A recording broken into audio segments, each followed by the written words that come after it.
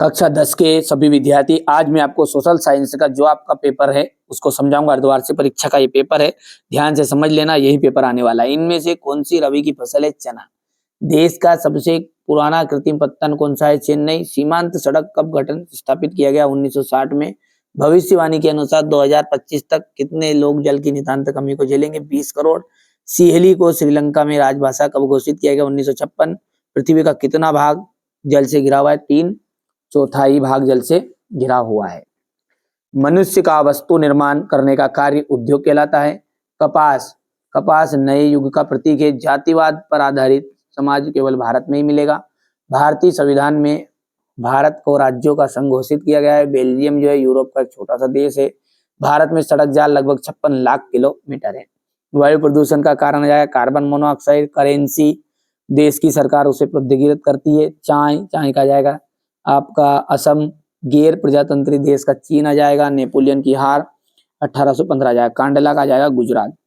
हवाई जहाज, बर्तन व तार बनाने में किस धातु का प्रयोग किया था? एल्यूमिनियम का। साइमन कमीशन कब भारत पहुंचा? 1928 में।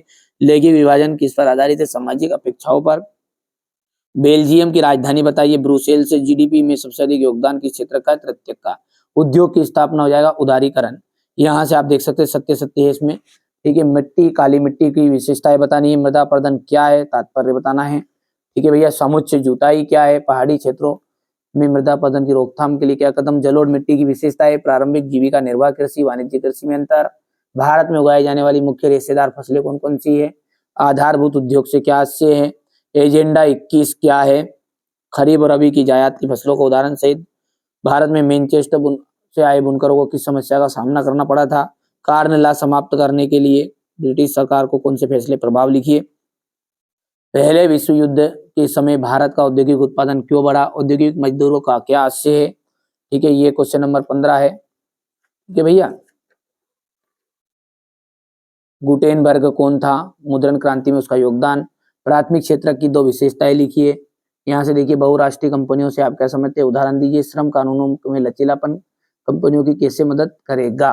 ठीक है। इसके बाद में यहाँ से वन पर्यावरण का महत्वपूर्ण अंग, इस कथन की पुष्टि कीजिएगा। संघीय शासन व्यवस्था किस प्रकार गठित होती है? एकात्मक शासन के दोष। ये क्वेश्चन नंबर आपका 20 है। जलियांवाला बाग हत्याकांड पर संक्षिप्त टिप्पणी। असहयोग आंदोलन के कोई 4 कारण।